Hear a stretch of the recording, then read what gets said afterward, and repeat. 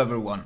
Today I will be featuring a ship that has been much requested. I'm still testing the likes of Vanguard and Wichita, the updated versions, but I decided to cover the Republique, the tier 10 French battleship, because it has been requested so much as of late. This one and the Grossovoy are two long-time projects that have been requested, so I figured I start by doing the Republique.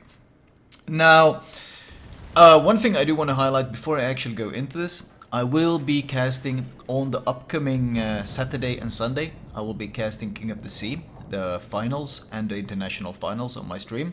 But more importantly, well, maybe not more importantly, but I finally hit 10,000 members on my Discord. So on Sunday, after the King of the Sea international finals, it's going to be E versus NA. After that final, I'm going to be hosting a giveaway in celebration of hitting 10,000 members. And I'm going to be giving away a bunch of premium ships in that giveaway. We're going to give away, well, Wargaming chimed in by giving away a Le Terrible, but I think I'm going to give away maybe 2 or 3 premium ships of your choice, meaning if you win you can pick and choose one from the store. Maybe we'll fine-tune the rules a bit more, but I figured that would be a nice gift as a thank you for all the support you guys have given me.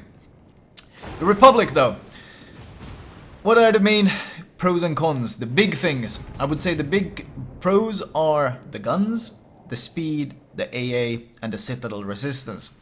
The downside, well, it doesn't have that Yamato's amazing overmatch, and it certainly doesn't have that HE resistant that many of the other battleships have.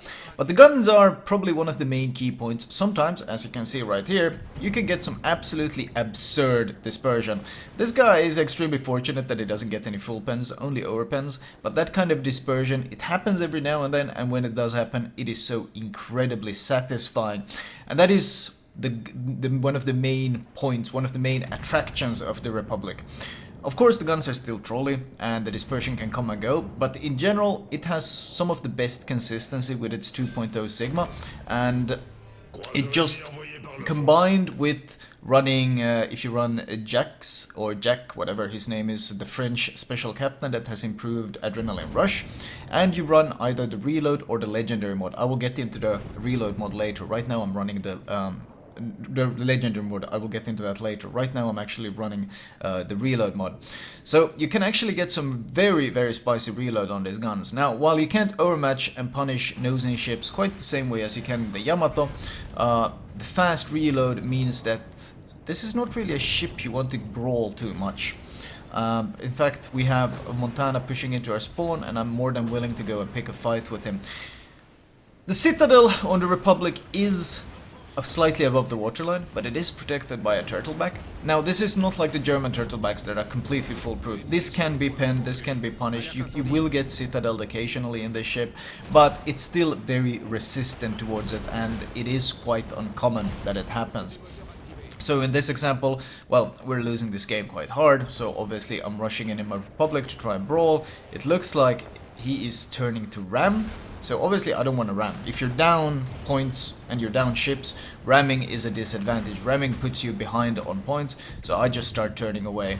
I'm hoping to get some pens, but he is far too angled still at this point to get them. But with the help of the speed boost, and the fact that I'm already turning around and I'm basically trying to put this guy into the worst possible crossfire using the battleship on my left, or well, on the battleship on my east, I do get around to his flank. And that's when we can start seeing some of the strength of these guns. No, you don't have any magical superior penetration angles, but what you do have is an insane raw pen. And that's what you're seeing wrecking this Montana right here. Well, you can wreck a lot of ships, but the pen is actually pretty much the best that you can have among battleships. It even has better penetration than the Yamato at certain ranges.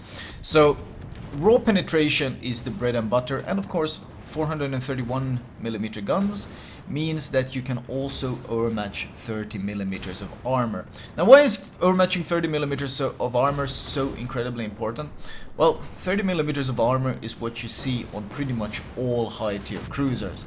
We're talking Zhao, Hindenburg, Des Moines deck, Henry, Worcester deck.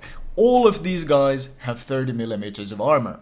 So while you don't have Yamato's or Musashi's incredible ability to overmatch battleship armor, you can overmatch almost all cruiser armor in the game. Besides, of course, well, Citadel, broadside armor and such things, but overall, the overmatch capacity combined with the great pen, combined with the, in general, very consistent guns, is one of the reasons this ship was so popular. In fact, there was a time in competitive where everyone spammed Hindenburgs, and of course the Hindenburg has that 30mm armor, so in return people started playing more and more Republic. Because with the speed boost it was very good at kiting and evading any sort of Hindenburg pushes, and of course the raw penetration and the overmatch meant that it could also punish these Hindenburgs very well. So it kind of evolved as a natural counter to those ships, and that's at one point why Republic was one of the most popular competitive battleships for this reason alone. And another thing, of course, is that the guns hit very hard. 14.5k Citadel damage is no joke, and well, of course, if you do happen to spot destroyers as well, if they are angled, unlike the Benson that was very small when you saw him angle earlier, if they angle and you get full pens, well, the damage can be quite devastating. So all of this combined adds to this basically this package that you have, this raw firepower package, even though you only have 8 guns. Yeah, I gotta highlight, it's only 8 guns, and that can come in frustrating, because there are situations where, for example, you only get to shoot at the broadside for 5 or 10 seconds. There's someone gets radared, and right before he gets behind the island you get to shoot one volley, and in those situations having more guns is usually far superior. So trading guns for reload isn't always that good of a trade. Here you get an example of Torps. Well, I kind of took them on the nose, so not really the best example of the torpedo belt, but it is fairly lacking when it comes to that. The torpedo belt is in fact 37%. I mean, it's better than Montana's, but considering you all tend to want to push in and you tend to want to run flanks and such things, it's nowhere near Yamato's amazing belt. And of course, in true battleship manner, when you need the dispersion the most, the dispersion will troll you, because that's usually how battleship dispersion works. In this case, I need to kill this guy to try to salvage this game, and of course my dispersion decides, nope, not today. So even though it has consistent dispersion, this is ultimately still a battleship, and the dispersion tells the full tale of that. Now, I mentioned that it used to see a ton of popularity, but it doesn't see quite as much popularity anymore. And what you're seeing here is a pretty good example. Now, you might have noticed that I was shooting this Grosse Kurfürst, and about a third of my shells are shatters. And that's because IFHE on the Harugumo, or the likes of Worcester, which were recently added, is not enough to pen that kind of battleship. But here we have an Amagi. Amagi has the same armor that the Republic has, which is 32mm of armor. And you can see, of course, the raw, consistent damage that you can pump out. And you can see how very few shatters I'm actually getting. If I get shatters, it's because I'm hitting the turrets or I'm hitting the belt armor. Other than that, it's raw, consistent damage. And both the addition of the Harugumo and of the Worcester has greatly limited the popularity of the Republic, because the Republic has this very same armor, as you will be able to see here, and you can just see how insane the raw DPM you can put out on a ship that has this vulnerable 32mm armor. This Republic is basically instantly melting underneath my Harugumo.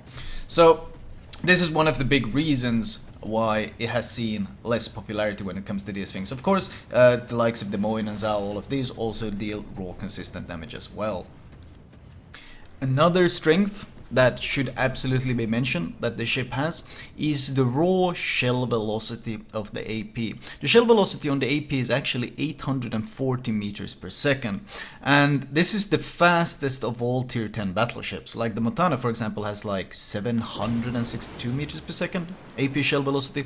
This thing has 840 with very little air drag. And of course, in this case, I'm actually running the legendary module.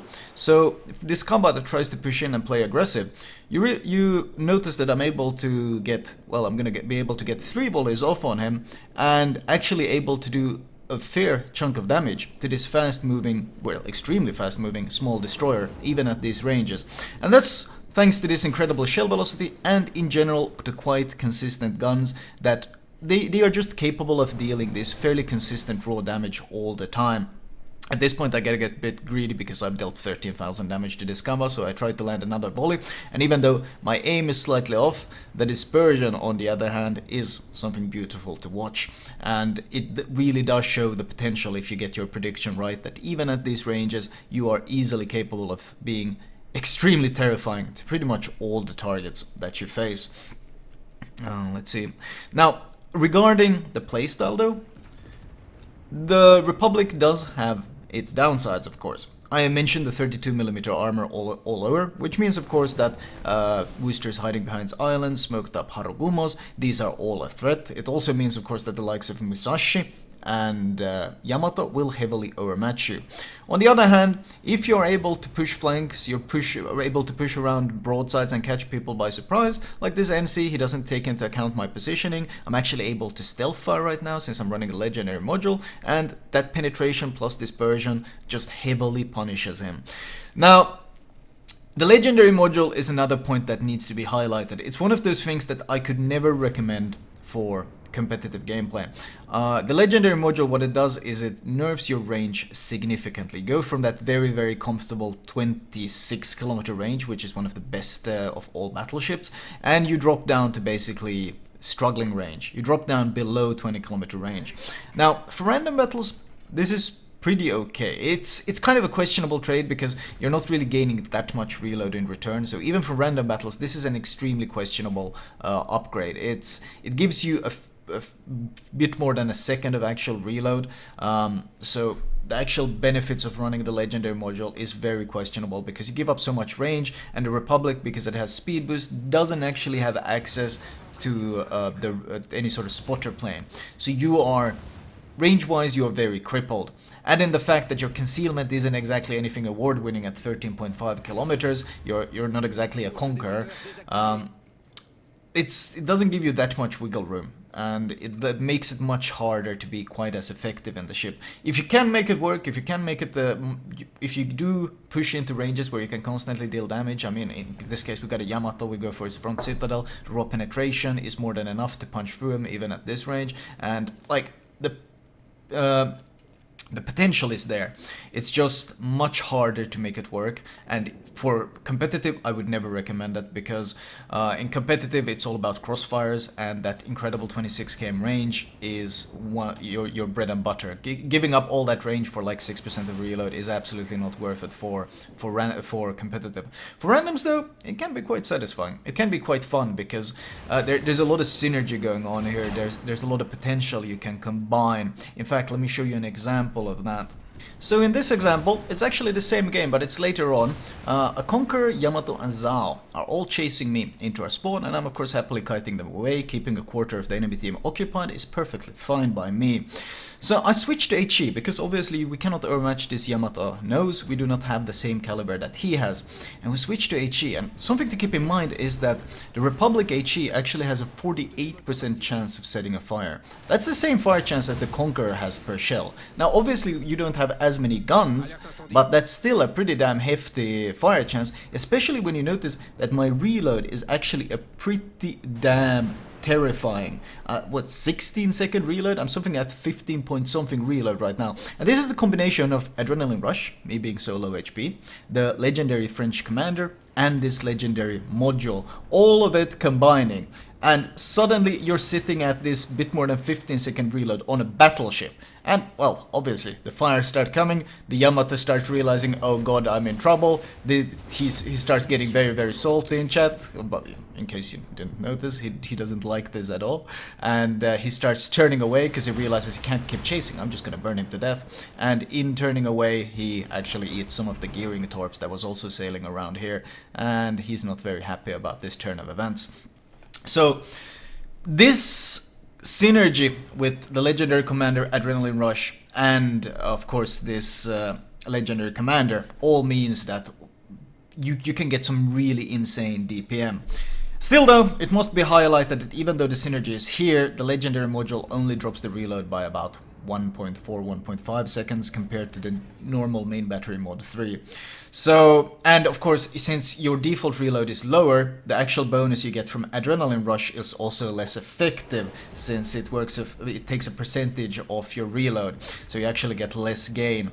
So, the legendary module, once again, it's fairly niche. If you don't have the legendary module, don't really worry about it. It's not a big deal. Not having it is not really the end of the world. The actual benefit, the trade-offs are pretty harsh, pretty steep, and you can do without the legendary mod just fine. The ship is not going to suffer without it, and so you shouldn't be stressing over not having it. It's very niche, and it's something that's fun, mostly for getting this really absurd reload at times, but in terms of overall consistency, I wouldn't necessarily say that it's much better than just the normal reload module, since the trade-off isn't nearly as harsh. You don't have to give up 24% range to get the other one, which is a surprisingly massive deal, and I think very underestimated.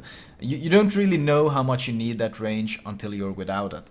And especially on a ship like the Republic, where your playstyle is very much focused on playing around the flanks, you can't really push nose in, you don't have the armor to do that, you don't really have the turret set up to do that either, so you generally play a fairly flanking style in the ship. You try to go around the flanks, you try to support maybe some flanking cruiser, flanking destroyer, you can reposition very quickly. If the enemy pushing through a flank, you can quickly reposition and basically help plug the leak and so forth. The strengths of this ship are speed and consistent long-range gunnery. And of course, one of the issues with the legendary module is that you give up a huge chunk of that long-range gunnery in order to make it work. So this ship is certainly not for everyone.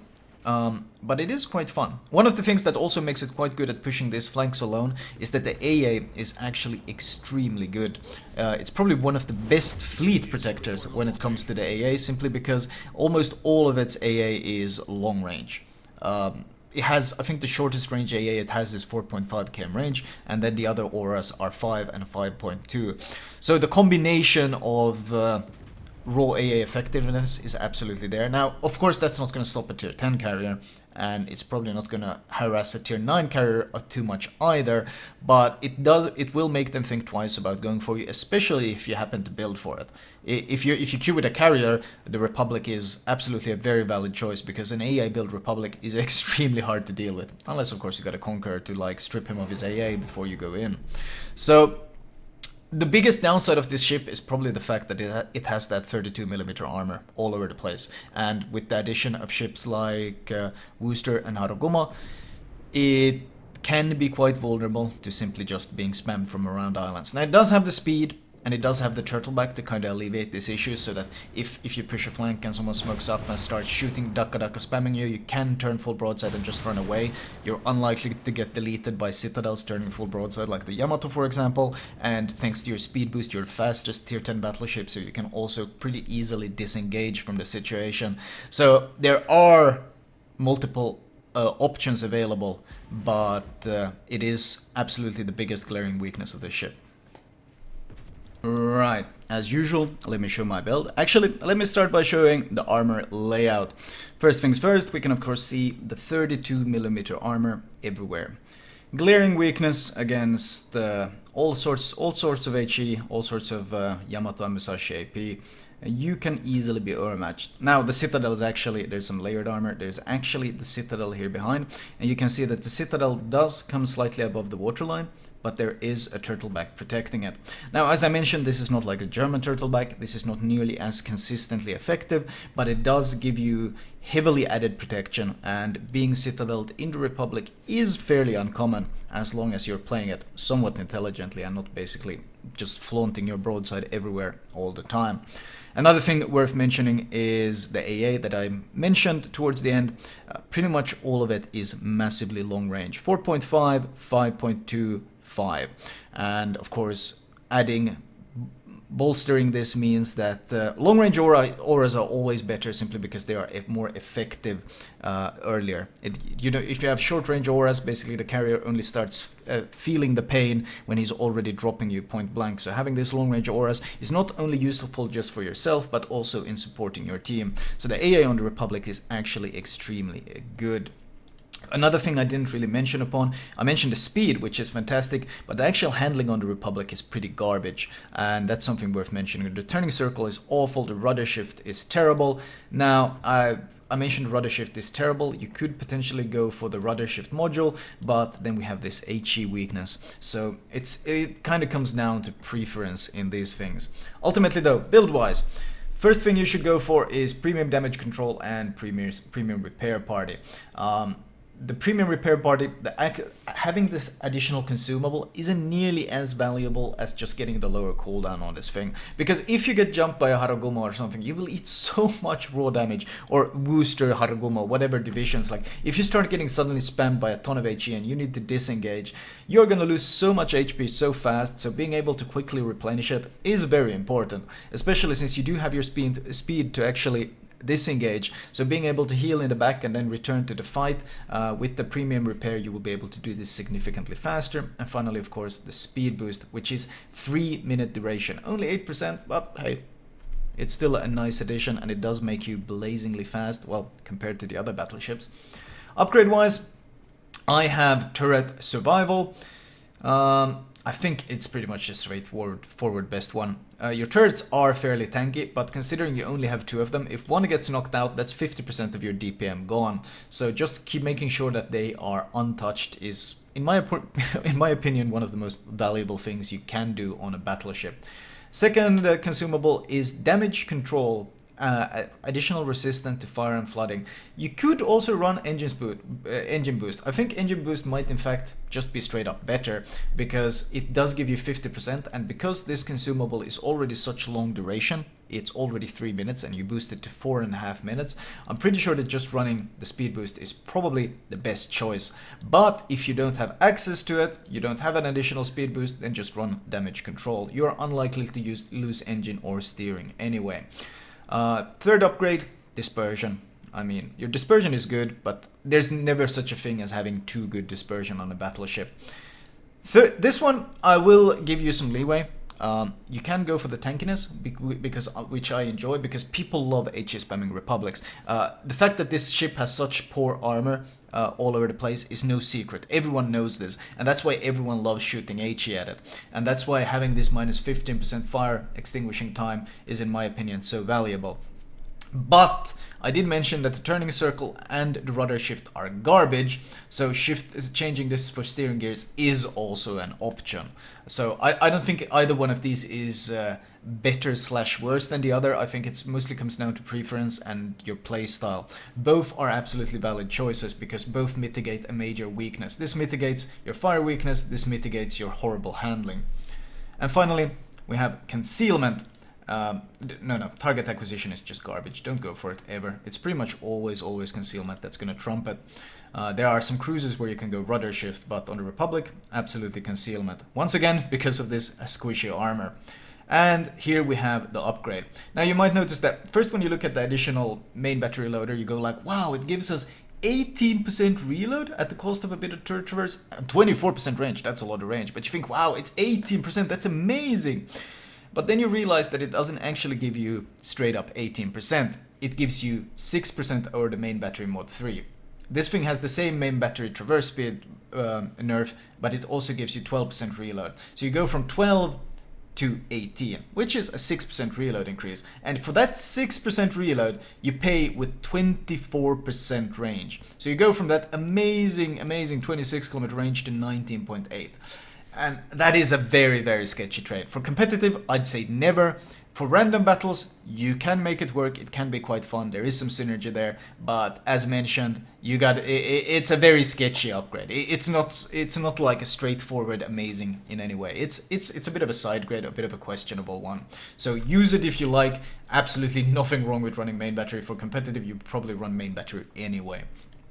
And captain perks wise, we of course run the legendary French captain. You should run him if you have him available. I prefer priority target. It's so useful for letting you know if DDs are torping you, cruisers are torping you. It's just in general a very useful ability to have, especially since you like to push flanks and stuff. There might be undetected ships. If you push a flank and you see a cruiser but you're actually being targeted by 2 ships, then you might start scratching your head and thinking, huh, I don't think there's just a cruiser around, especially if that number goes from 2 to 1 to 2 to 1, then you know there's probably a destroyer there torping you as well. So overall, I think this is just simply one of the best perks in the game. The second perk I would go for, let's see actually, our turret traverse with those mods is still pretty decent. I think it's like 37 or something, 37.6 or something similar. It might be a bit higher without expert marksman. So we can get away with getting adrenaline rush. And the legendary French captain, of course, has improved adrenaline rush, which synergizes really well with the fast reloading ship to begin with. Superintendent, additional speed boost, additional heal. Concealment expert, so important. And fire prevention, so important. Because once again, that vulnerability to HE is a very big deal. Once you have those, then I would go for the improved expert marksman. Then we're making use of both the legendary perks that this captain offers, and both of them are very, very good for this ship. At this point you got 3 points, and you have some flexibility here. You could go vigilance for additional torpedo warning. You could go basics of survivability for even more fire resistance. Now note that these don't stack the way you might think. So if you're running, I would say if you run the rudder shift module instead of damage control module here, if you decide to run the steering gears mod, then I probably recommend you take basics. But if you're running the additional tankiness like I am, then I do quite enjoy running jack of all trades and expert loader, because well, you saw how effective HE was because of that incredible fire chance. As I mentioned, we got a 48% fire chance, so don't be afraid. Even though the AP is great, don't be afraid to switch to HE at times. And the combination of jack of all trades, especially when you run the flag, which is November Foxtrot, means that you can actually get your repair down to a pretty juicy 72-second cooldown, heal down to 72, and your speed boost to 108, which is about 1 minute 50. So you can get some pretty good timers going by running that combination. So that is my recommended build for the captain. Flag-wise, you should absolutely be running India Delta. You should absolutely be running India Yankee. These are the two bread and butter. You're already naturally fast, and you have a speed boost to enhance it, so you should enhance it even further by running the speed flag, and I do highly recommend November Foxtrot.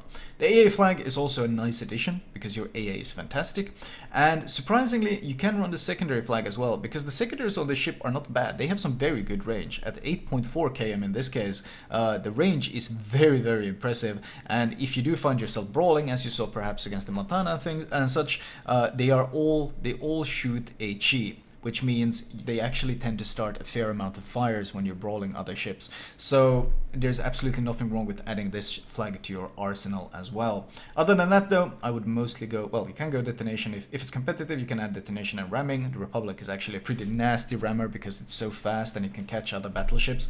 But other than that, probably just run economical flags. And the premium camouflage for the ship, let me show it. There you go. This is the premium camo for the Republique. It's pretty good looking, I guess, if you like the style. Anyway, that was my Republic commentary. I tried to cover as much as possible. I probably missed something, I usually do. Thank you for tuning in though. Thank you guys for watching. I hope you guys tune in to watch King of the Sea on Saturday and Sunday, 16 CET on my stream. And of course, after Sunday, after the NA versus EU, I will be doing my big Discord giveaway in celebration of having 10,000 members on the Discord, which is absolutely amazing. Anyway, I'll talk to you guys later. I hope you guys enjoyed it.